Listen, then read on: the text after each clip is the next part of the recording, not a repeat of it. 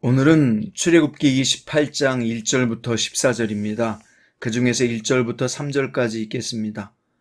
너는 이스라엘 자손 중 내 형 아론과 그의 아들 곧 아론과 아론의 아들들 나답과 아비후와 엘르아살과 이다마를 그와 함께 내게로 나오게 하여 나를 섬기는 제사장 직분을 행하게 하되 내 형 아론을 위하여 거룩한 옷을 지어 영화롭고 아름답게 할지니 너는 무릇 마음에 지혜 있는 모든 자, 곧 내가 지혜로운 영으로 채운 자들에게 말하여 아론의 옷을 지어 그를 거룩하게 하여 내게 제사장 직분을 행하게 하라. 아멘. 오늘 말씀의 제목은 당신이 왕 같은 제사장이다 입니다. 사람의 행동은 그 사람의 자기 인식에서 나옵니다. 예를 들어 자기가 짐승 같은 놈이라 생각한다면 짐승의 행동을 할 것이요 고귀한 사람이라면 고귀하게 행동할 것입니다. 이렇게 자기인식은 중요한 것입니다. 오늘 본문은 변화된 성도의 신분을 가르쳐주는 말씀입니다. 지성소와 성소, 성전의 뜰에 들어갈 기구를 어떻게 만들고 세워야 하는지 가르쳐주신 하나님은 이제 성전에서 섬기는 제사장의 예복에 대하여 지침을 주셨습니다.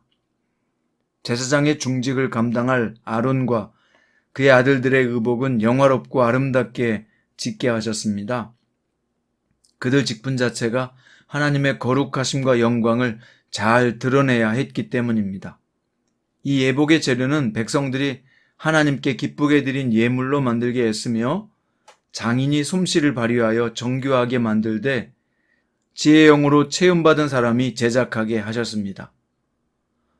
성막을 덮은 휘장이 4겹인 것처럼 제사장의 의복도 4겹으로 되어 있었고 성막 안에 금으로 된 기물이 있었던 것처럼 금패가 달린 관을 쓰게 했으며 성막의 각 널판을 띠로 이었듯 제사장도 띠를 매게 했습니다. 또 하늘을 상징하는 청색, 자색, 홍색 실과 금실이 추가된 천을 사용하게 하셨습니다. 하나님께서는 제사장의 옷만 봐도 성소와 지성소를 연상시키도록 디자인하셨고 이 옷만 봐도 하나님께서 거룩하신 분임을 깨닫게 하신 것입니다. 제사장은 거룩한 예복을 입음으로 거룩한 하나님의 일을 맡은 자임을 이렇게 나타나게 하신 것입니다. 그런데 옷만 입었다고 다 거룩해지겠습니까? 아론의 아들 나답과 아비후를 보세요. 거룩한 제사장의 옷을 입고도 다른 불을 하나님께 드리다가 죽임을 당하기도 했습니다. 제사장은 자신이 왜 이 거룩한 옷을 입었는지 잊지 말고 자신의 사명을 인식하여 하나님의 일을 해야 했습니다. 또 백성들은 거룩한 옷을 입은 성직자들을 존중해주고 그들을 통해 일하시는 하나님의 손길을 보게 하신 것입니다. 원래 성도라고 하는 이 뜻은 거룩한 자라는 뜻이죠. 제사장들이 예복에 어울리는 행동을 해야 했듯이 모든 성도는 성도라는 이름에 맞게 거룩하게 행동을 해야 합니다.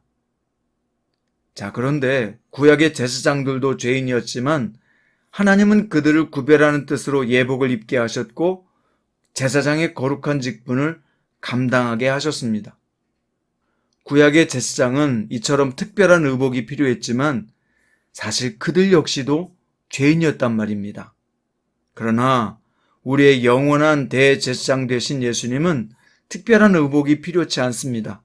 그래서 히브리서 9장 11절에서는 예수님에 대해서 이미 일어난 좋은 일을 주관하시는 대제사장으로서 오셔서 손으로 만들지 않는 장막, 다시 말하면 이 피조물에 속하지 않는 더 크고 더 완전한 장막을 통과하여 단 한 번에 지성소에 들어가신 분이라고 묘사하고 있습니다. 주님은 하나님과 인간 사이에 완벽한 중보자로서 자격이 있다는 뜻입니다. 그래서 예수님의 속죄사역 이후에는 예복 입은 제사장이 필요 없게 된 것입니다. 모든 성도가 예수님을 통해서 하나님께 직접 나아가는 제사장이 되었기 때문이죠. 이제 제사장 직분은 옷이 아니라 예수 그리스도에 대한 믿음과 성령께서 함께 하심으로 가능하게 되었습니다. 그래서 우리는 이제 이 시대에 거룩한 제사장으로서 직분을 수행해야 한다고 베드로후서 2장 5절은 이렇게 말씀합니다. 너희도 산돌같이 신령한 집으로 세워지고 예수 그리스도로 말미암아 하나님이 기쁘게 받으실 신령한 제사를 드릴 거룩한 제사장이 될지니라. 그래서 신약시대 성도는 육신의 눈에는 보이지 않지만 영적인 거룩한 옷을 입어야 하는 것입니다. 이것을 사도 바울은 로마서 13장에서 성도를 향해 이렇게 말했습니다.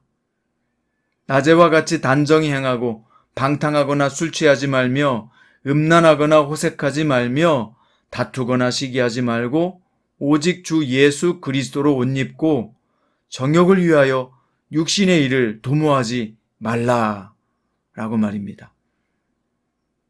그리스도로 옷 입는다는 것은 예수님을 본받아 삶의 자리에서 예수님처럼 행동하며 선을 행하는 것을 뜻합니다. 선을 행하는 것은 디모데후서 3장에서는 경건의 모양은 있으나 경건의 능력은 부인하는 자들에게서 과감하게 돌아서는 것이라고 말씀하셨습니다. 즉 말로만 경건한 척, 믿음이 없는 척 하는 사람들을 멀리하고 경계하라는 뜻이에요. 근묵자억이라고 영적 유익이 안 되는 사람과 너무 가까이 지내면 자신도 모르게 그쪽으로 끌려가기 때문이죠. 우리 성도들은 모든 만남 속에서 어떤 말을 하든지 하나님을 기쁘시게 하는 교제를 해야 합니다. 잠언서 27장 17절의 말씀처럼 철이 철을 날카롭게 하는 것 같이 사람이 그의 친구의 얼굴을 빛나게 하기 때문입니다.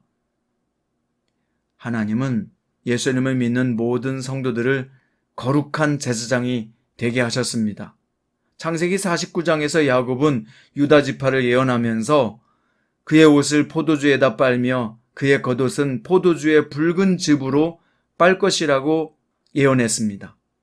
이것은 바로 유다 지파의 후손으로 예수님이 오셔서 그를 믿는 사람들의 신분이 바뀌게 될 것을 예언한 것입니다. 사도 바울은 우리가 복음의 제사장이기 때문에 이렇게 살아야 된다고 가르쳤어요. 로마서 15장 16절 세번역입니다. 하나님께서 이 은혜를 내게 주신 것은 나로 하여금 이방 사람에게 보내심을 받은 그리스도 예수의 일꾼이 되게 하여 하나님의 복음을 전하는 제사장의 직분을 수행하게 하시려는 것입니다. 그리하여 이방 사람들로 하여금 성령으로 거룩하게 되게 하여 하나님께서 기쁨으로 받으실 제물이 되게 하시려는 것입니다. 그렇습니다. 우리는 자기 몸을 대속물로 내어주신 예수님을 쫓아서 세상과 하나님 사이에 제사장 역할을 잘 감당해야 합니다. 여러분, 거지가 왕자가 된다면 무엇부터 하겠습니까? 일단 옷부터 갈아입겠죠? 탕자가 돌아왔을 때도 아버지는 제일 먼저 옷을 바꿔 입게 하셨습니다. 요셉이 애굽의 총리가 되었을 때에도 바로왕은 가장 먼저 옷을 바꿔 입게 했습니다. 옷은 곧 신분을 상징합니다. 군인, 경찰, 의사, 간호사는 입은 옷으로 알아볼 수 있잖아요. 우리는 예수님을 통해 복음의 제사장 된 거룩한 사람들로 변화되었습니다. 자신이 과거의 사람이 아니라 예수님 안에서 새롭게 변화된 것을 믿으시기 바랍니다. 자신의 신분이 변화되었다고 인정해야 그는 신분에 맞게 변화될 것입니다. 예수 믿어도 별거 없네 라고 믿고 인정한다면 그는 별것 없는 사람이 되고 말 것입니다. 그러나 자신이 예수님을 통해 거룩한 제사장이 되었다고 믿는다면 그는 제사장처럼 거룩한 삶을 살게 될 것입니다. 여러분과 저는 예수 믿고 신분이 변화된 사람들입니다. 자신의 신분을 잊지 마세요. 왕 같은 제사장이요 거룩한 하나님의 자녀가 되었다는 것을 잊지 마십시오.